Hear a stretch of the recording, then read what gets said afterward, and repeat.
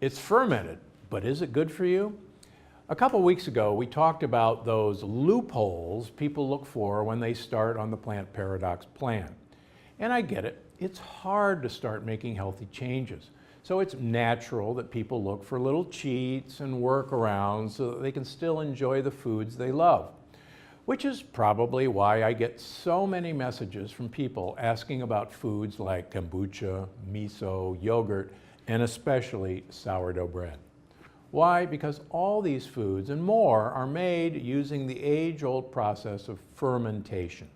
So today, I want to shed light on the truth about fermentation, including which fermented foods are A-OK on the plant paradox plan and which you should probably avoid. Yes, even though fermentation kills lectins. And that's where we'll start, with the relationship between lectins and fermentation. Maybe you've heard me say it before, fermentation kills lectins. It's true. The fermentation process, where sugars are converted to acids, gases, or alcohol, deactivates lectins, making them safe to consume. And the fermentation process also creates plenty of gut-healthy probiotic bacteria. So you'd think it'd be a win-win. So why is it that we can go nuts on some fermented foods like sauerkraut, kimchi, and true fermented pickles, which you likely won't find at the grocery store, but there are others that you still need to avoid? Well, let's talk a bit about the fermented problem foods, starting with one of the most popular, yogurt. Sure, it's fermented, and that's fantastic. But if you're buying yogurt here in the United States, chances are it's still pretty terrible for your gut for two reasons. First, most yogurt you see at the grocery store is loaded in sugar, whether it's from added fruit, little bits of candy, or it's just plain old sweetened. And as you know, sugar feeds those bad bugs in your gut. Not great.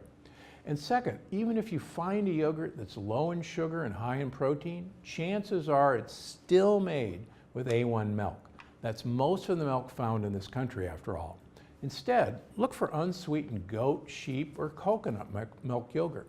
You'll enjoy that tangy, fermented flavor without the added sugar and the dangerous casein A1. Okay, next up, everyone's favorite fermented drink, kombucha. Now, I've talked about kombucha here on this channel before because I get a lot of questions about it, and I understand it's everyone's favorite health drink. It's a little sweet, a little bubbly, a bit fruity, and if you're trying to kick soda, it seems like a really good alternative. In fact, tons of my patients drink kombucha on a regular basis, and I'm actually okay with it. But it's another one of those foods where you've got to read the label really carefully, because some kombucha has almost as much sugar as soda. And yes, even if that sugar comes from fruit, it's still sugar and it's bad for you.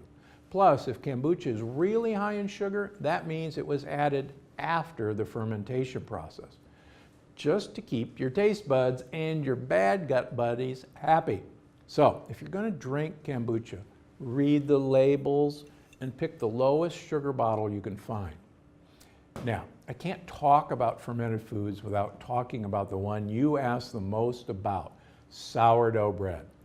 I think someone asks me about bread at least once a day, and I understand. Bread is delicious, and for a lot of people, including my wife Penny and I, it was one of the hardest things to give up at first. So it's often one of the first foods people look to replace. And if you've done the research, maybe you've seen that sourdough bread is fermented. Plus, with white flour being lower lectin than wheat flour, maybe it's okay to eat, right? Well, if you must eat wheat bread, white sourdough bread is your best bet. But don't trick yourself into believing it's healthy. You see, even though part of the flour in true sourdough bread is fermented, that's what makes it rise, the fermented starter is mixed with lectin-loaded non-fermented flour, especially in commercially available loaves. So, unless you're making bread yourself and letting the whole dough ferment, which admittedly would make a really sour bread, you're still eating non-fermented wheat with every slice. Now, believe it or not, bread isn't the only controversial food out there, which brings me to my last questionable fermented food, miso. What makes it questionable? Well, it's made of soy, and soy in general is double trouble. First, it's loaded in phytoestrogens. Those are estrogen-like compounds that trick your body into doing strange things hormonally speaking. Second, it's a bean, and you know that beans are loaded in lectins. But when you check out my upcoming book, The Longevity Paradox, you'll notice that I include miso in quite a few of my recipes. Why? Well, miso is an essential part of the Okinawan diet. That's the diet of some of the longest living people on earth. And you can feel good about telling people to go ahead and add a little miso paste to their diets, especially if they want to live a long, healthy life. You see, the soybeans in miso are fermented for 6 months minimum, so that you can bet that the lectins are pretty darn dead by the end of that time. Just be aware, it is a high sodium food, so if you're concerned about your salt intake, use moderation. But don't skip out on miso entirely. It's actually pretty fantastic for your immune system, your gut, and your overall health. And if you're looking for fermented foods you can eat, remember, sauerkraut and kimchi are amazing for your health. And so are goat's milk and coconut milk yogurt. If you're comfortable in the kitchen, try fermenting your own pickles. Just please peel and de-seed the cucumbers first.